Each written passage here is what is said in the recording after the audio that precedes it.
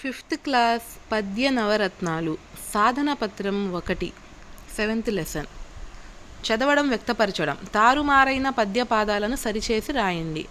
ఇక్కడ పద్య పాదాలను తారుమారు చేసి ఇచ్చాడు, మనం దాన్ని సరిచేసి కరెక్ట్ పద్యంలాగా రాయాలి. First one. అప్పిచ్చువాడు వైద్యుడు ఎప్పుడు నెడతెగక పారు నేరును ద్విజుడున్ చొప్పడిన యూర నుండుము చొప్పడకున్నట్టి యూరు చొరకుము సుమతి. Second one. ప్రశ్న నుండి పుట్టు పరిణతి జ్ఞానము ప్రశ్న తోడ పెరుగు ప్రాభవము ప్రశ్న లేక ప్రగతి ప్రశ్నార్థకమ్మురా నవయుగాల బాట నార్ల మాట. నెక్స్ట్, కింది పద్య పాదాలు పూరించండి. ప్రశ్న నుండి పుట్టు పరిణతి జ్ఞానము, ప్రశ్న తోటి పెరుగు ప్రాభవము. కింది పదాలకు అర్థం రాసి సొంత వాక్యం రాయండి. ప్రాభవం అంటే గొప్పతనం, ద్విజుడు బ్రాహ్మణుడు, చొప్పడిన ఉన్నట్టి, ప్రగతి అభివృద్ధి. ఈ అర్థాల మీద మనం సొంత వాక్యాలు కూడా రాయాలి. పై పద్యాల ఆధారంగా కింది ప్రశ్నలకు సమాధానాలు రాయండి. మనం ఎటువంటి ఊర్లో ఉండాలి? అవసరానికి అప్పిచ్చేవాడు వైద్యుడు, ఎప్పుడు ప్రవహించే నది, బ్రాహ్మణుడు ఉన్న ఊళ్ళో ఉండాలి. మనం ప్రశ్నించకపోతే ఏమవుతుంది? ప్రగతి శూన్యమవుతుంది. గీతల్లో అందంగా రాయండి. విజేత వెనక ఉండేది అదృష్టం కాదు, శ్రమ, పట్టుదల, అంకిత భావం. నెక్స్ట్, సాధన పత్రం 2. కింది పద్యం చదవండి, భావం రాయండి. చంపదగిన ఎట్టి శత్రువు తన చేత జిక్కెనేని గీడు చెయ్యరాదు, పొసగ మేలు చేసి పొమ్మనుటే చాలు, విశ్వదాభిరామ వినురవేమ. ఓ వేమ, చంపదగిన శత్రువు చేతికి చిక్కినా వాడికి కీడు చెయ్యరాదు, తిరిగి ఏదైనా ఉపకారం చేసి పంపిస్తే అదే నిజమైన శిక్ష. కింది పదాలకు అర్థం రాసి సొంత వాక్యం రాయండి. చిక్కు, పక్షులు వలలో చిక్కుకున్నాయి. పెన్నిధి, శ్రీరాముడు భక్తుల పాలిట పెన్నిధి. పొసగ, అందరితో సరిగా పొసగునట్లు ఉండవలెను. పిదప, ఆ పిదప హనుమంతుడు లంక గాల్చెను. నెక్స్ట్, కింది పదాలను సరైన వాటితో జతపరిచి పద్యం రాయండి. నీతియే మూలము విద్యకు, నీతియే పురుషార్థతత్వ నిర్ణాయకమున్, నీతియే భూత ప్రీతియు, నీతియుతుం డెప్పుడొందు నియత పదంబున్. శత్రువు చేతికి చిక్కినప్పుడు ఏం చేయాలి? మీ సొంత మాటల్లో రాయండి. కీడు చేయకుండా తిరిగి మంచి చేసి పంపించాలి. గీతల్లో అందంగా రాయండి. నీతియే మూలము విద్యకు. నెక్స్ట్, సాధన పత్రం 3. కింది పద్యాలలో సంయుక్తాక్షర పదాలకు గీత గీయండి. సంయుక్తాక్షర పదాలంటే ఒక అక్షరం కింద వేరే అక్షరం ఒత్తు ఉండడం, వాటిని సంయుక్తాక్షర పదాలు అంటాం. ఇక్కడ తా కింద యావత్తుంది, తావత్తు కాకుండా యావత్తుంది. కాబట్టి ఒక అక్షరం కింద వేరే అక్షరం ఒత్తుంటే వాటన్నిటిని కూడా మనం సంయుక్తాక్షర పదాలు అంటాం. ఇందులో సత్యవాక్కు, సత్యం ఒకటి పాప, యప్రియము, ధర్మ అనేవి సంయుక్తాక్షర పదాలు. కింది పదాలకు అర్థాలను రాయండి. జనత, జగతి లేదా ప్రజలు. పరాయణము, అభీష్టము, వరులు, ఇతరులు. నరవర, ఓ రాజా.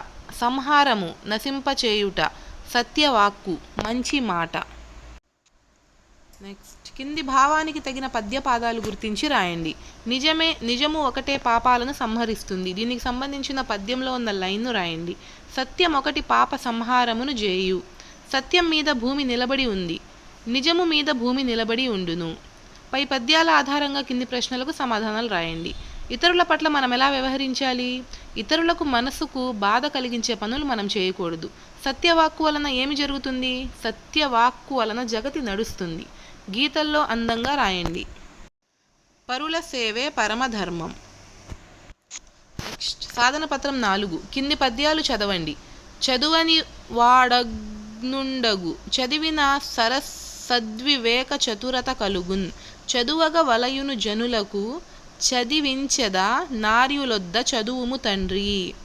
తరవుల తిరసఫల భార గురుతగాంచు నింగి వ్రేలుచు నమృత మొసంగు మేఘు డుద్ధతులు గారు బుధులు సమృద్ధి చేత జగతి నుపకర్తలకు నిధి సహజ గుణము.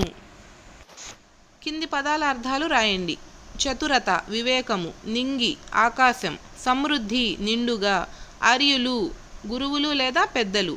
ఉపకర్తలు, ఉపకారం చేసేవారు. తరువులు, చెట్లు.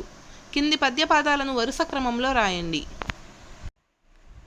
తరవుల తిరసఫల భార గురుతగాంచు నింగి వ్రేలుచు నమృత మొసంగు మేఘు డుద్ధతులు గారు బుధులు సమృద్ధి చేత జగతి నుపకర్తలకు నిధి సహజ గుణము. పై పద్యాల ఆధారంగా ప్రశ్నలకు సమాధానాలు రాయండి. చదువుకోవడం వల్ల మనకేమి కలుగుతుంది? మంచి చెడులు తెలుసుకోగలిగే వివేకం కలుగుతుంది. చెట్లు మనకు ఏమేమి ఇస్తాయి? ఆకులు, పూలు, పండ్లు, కలప, నీడ, ప్రాణవాయువును ఇస్తాయి. గీతల్లో అందంగా రాయండి. అందరూ చదవాలి, అందరూ ఎదగాలి. నెక్స్ట్ సాధన పత్రం 5. కింది ప్రశ్నలను చదవండి. ప్రశ్నలోనే జవాబు ఉంది, గుర్తించండి, రాయండి. పాదరక్షకు మరో పేరు చెప్పు. ఈ వాక్యంలోనే ఆన్సర్ కూడా ఉందండి. పాదరక్షలు అంటే చెప్పులు అని అర్థం. రంపాన్ని ఆంగ్లంలో ఏమంటారో తెలుసా? సా అంటారు. రంపాన్ని సా అంటారు ఆంగ్లంలో. వేడివేడిగా తీసుకునే పానీయం ఏమిటి? టీ. ఆ ఏమిటిలోనే టీ అనే ఆన్సర్ కూడా ఉంది. కింది సంభాషణ చదవండి. ప్రశ్నలకు జవాబులు రాయండి.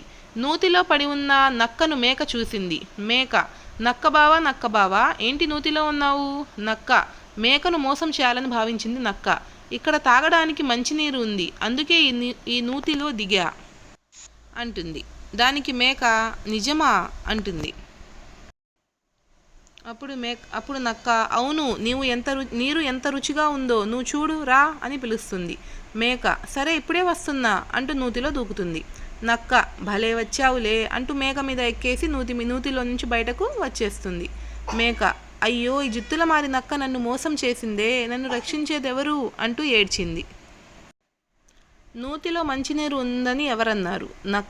నక్క మేకను ఏం చేయాలనుకుంది? మోసం చేయాలనుకుంది. మనం ఎవరికి దూరంగా ఉండాలి? దుష్టులకు దూరంగా ఉండాలి. నెక్స్ట్ సాధన పత్రం 6. కింది పేరా చదవండి. ప్రశ్నలకు సమాధానాలు రాయండి. ఒక అడవిలో 4 ఆవులు ఉండేవి.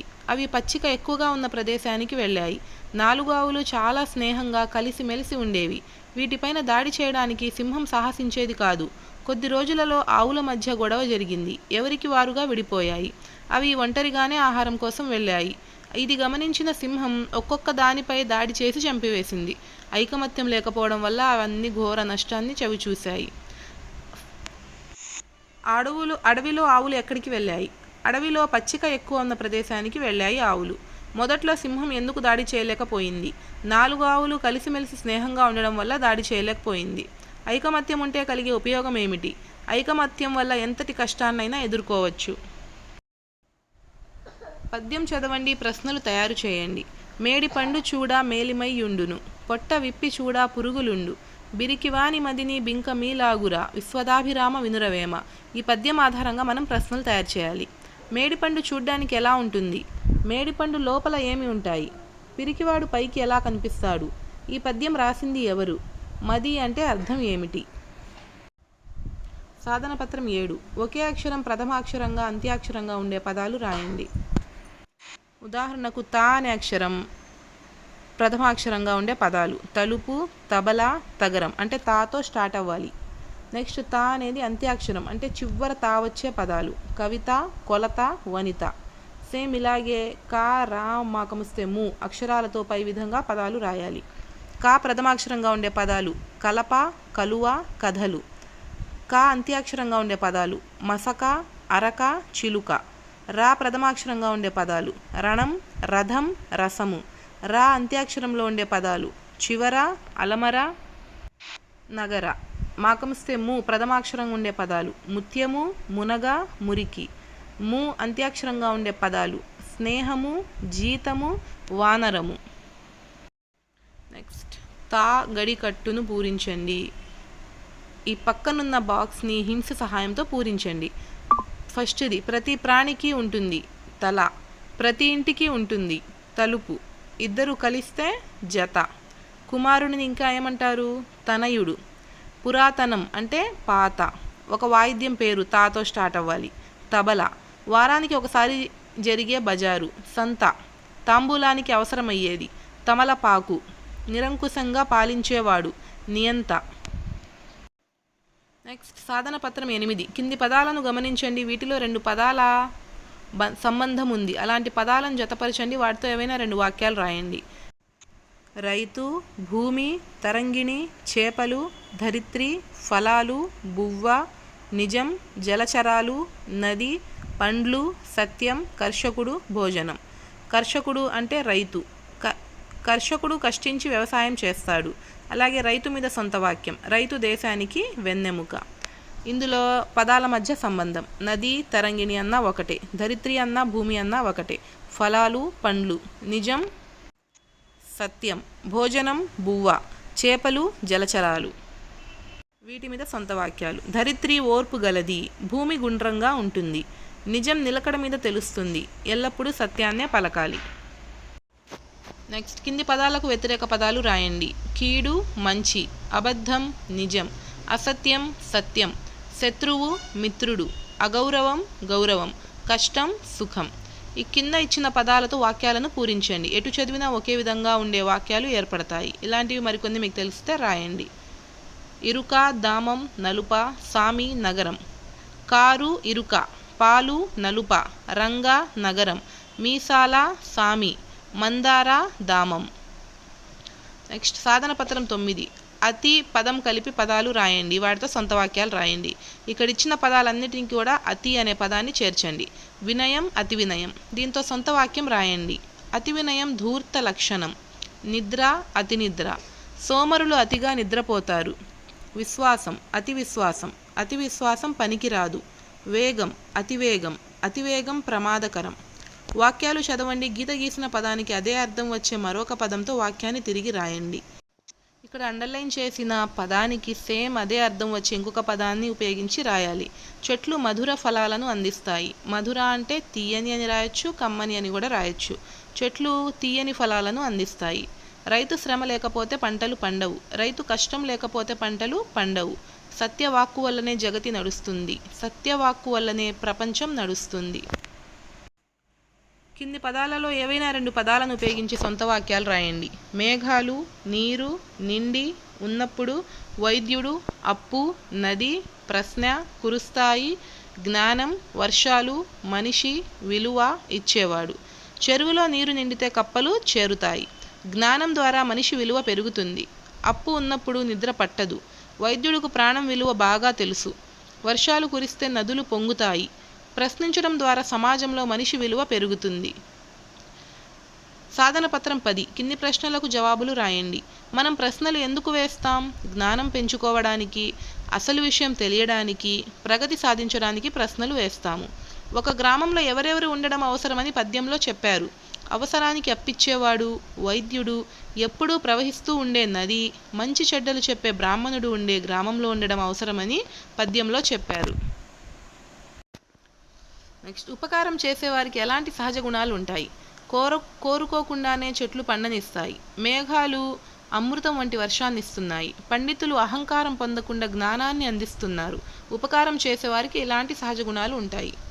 శత్రువు విషయంలో మనం ఎలా ప్రవర్తించాలి? చంపదగిన శత్రువు చేతికి చిక్కినా మనం వారికి కీడు చేయకుండా ఏదైనా ఉపకారం చేసి పంపాలి. శత్రువులకు ఇదే మనం విధించే నిజమైన శిక్ష. నెక్స్ట్ సాధన పత్రం 11. పాఠంలో పద్యాలు చదవండి. వాటి ఆధారంగా మీరు చేయవలసినవి, చేయకూడనివి కింది పట్టికలో రాయండి. మీరు పాఠం చదివారు కదా మొత్తం పద్యాలు. ఆ పద్యాల్లో మీకేం అర్థమైంది? ఏ పనులు చేయాలి, ఏ పనులు చేయకూడదో రాయండి. మీకు తెలిసినవి. చేయవలసిన పనులు: నిజం మాట్లాడడం, ప్రశ్నించగలగడం, శత్రువులకైనా ఉపకారం చేయడం, ధర్మంగా ఉండడం, చదువుకోవడం, నీతిగా నడుచుకోవడం. చేయకూడని పనులు: అబద్ధం చెప్పడం, నిశ్శబ్దంగా బద్ధకంగా ఉండడం, అపకారం తలపెట్టడం, అధర్మంగా ఉండడం, అజ్ఞానిగా ఉండడం, అవినీతి పనులు చేయడం. నెక్స్ట్ మీకు తెలిసిన పద్యభావం ఆధారంగా చిన్న కథను రాయండి. రామాపురం అనే గ్రామంలో రాము, సోము అనే మిత్రులు ఉండేవారు. వారిద్దరూ కలిసి చక్కని లాభాలతో వ్యాపారం చేసేవారు. లాభాన్ని ఇద్దరూ సమానంగా పంచుకునేవారు. ఒకరోజు సోము తీర్థయాత్రలకు వెళ్తూ దొంగల భయం వల్ల తన సొమ్ము, బంగారం మొత్తాన్ని రాము దగ్గర పెట్టి వెళతాడు. తీరా వచ్చాక తన సొమ్ము అడిగితే రాము మొత్తం సొమ్ము దొంగలెత్తుకెళ్లారని చెబుతాడు. కొద్ది రోజుల తర్వాత నిజంగా రాము ఇంట్లో దొంగలు పడి మొత్తం సొమ్ము దోచుకుపోతారు. ఆ సమయంలో మళ్ళీ సోమునే కొంత డబ్బిచ్చి రాము చేత వ్యాపారం పెట్టిస్తాడు. ఇక రాము తాను చేసిన పనికి తానే పశ్చాత్తాపపడతాడు. నెక్స్ట్ సాధన పత్రం 12. కింది పదాలను జతపరచండి. సచిన్ టెండూల్కర్ క్రికెట్ ఆటగాడు. హిమాలయాలు ఎత్తైన పర్వతాలు. అర్జునుడు విలుకాడు. హిమదాస్ క్రీడాకారిణి.